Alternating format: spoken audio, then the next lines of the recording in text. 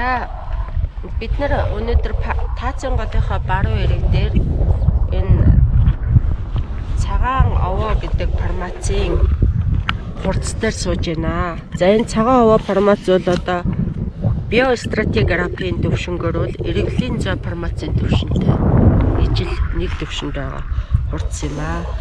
За энэ цэцлэлтэн дээр юу харагдж байна вэ гэвэл тэр цаашаа харагдж байна.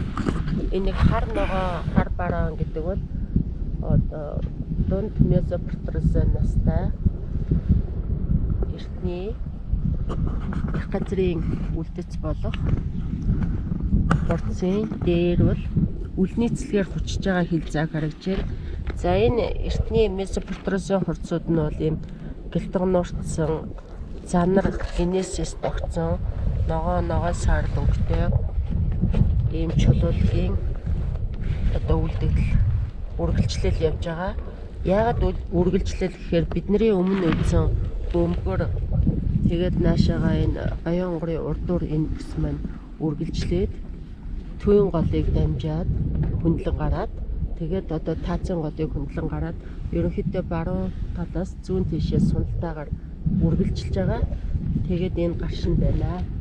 За түүнийг одоо хучж байгаа энэ нэг цайвардуу өнгөтэй улаан тэгээд цагаан шаргаад ногоотор саарл за шаргаад ийм гэрэлтэй бор хөрөн ч юм уу да ийм өнгөтэй үеуд бол цагаан овоо формацийг бүрдүүлж байгаа хурдас. Энэ формацийн энэ чулуулгууд бол бүдүүр хэмэгцлэг одоо coarse grain гэж хэлдэг. Бүдүүр хэмэгцлэг байдгаар бол онцлогтой. За гол одоо бүрдүүлж байгаа найрлага нь найрлага нь бол ихэвчлэн ийм кварцын найрлага хэмэгцийг бол одоо кварцын найрлагатай хэмэгцүүд бүрдүүлнэ. Тэгээд энэ ч байна энэ дээр кварцын найрлагатай хэмэгцүүд ихэвчлэн тэгээд за тэн дотор бол бусад чулуулгын одоо хэмэгцүүд байна. Пигматит оролцож байна. Генес, за гэлтгнууртай занар, боржин, элсэн чулуу, алюрлит, за бага хэмжээгээр хэрийн жиншний кристалл, эролит, одоо кварцит гэх мэтчлэн бусад эртний суур чулуулгуудын хэмэгцүүд бол энэ одоо бүдүүр хэмэгцтэй цагаан овоо формацийн тунмал хурцтай найрлаганд нь бол оролцож өгч байна гэсэн үг байна. За тэгээд энэ хурц маань өчигдөр бидний үзсэн таацын голын цэцлэлтэн дээр бол улалж гарч ирсэн байгаа тийм ээ. Тэр нэг цагаан шавар харагдсан шүү дээ. Тэгээд түүнийг дээр нь одоо бид нар үзсэн. Одоо энэ уулуудын оройгоор тэр цаана цохиж байгаа нэг улаан үйлдэл хурц харагдаж шүү дээ. Бүр тэр урд одоо тэр урд багуудын нуруу тийм ээ. Багуудын нурууны тэр одоо энэ наатал завсарт харагдаж байна. Тэр бол нөгөө шанд гол формац. За цагаан овоо формац бол эоцены настай.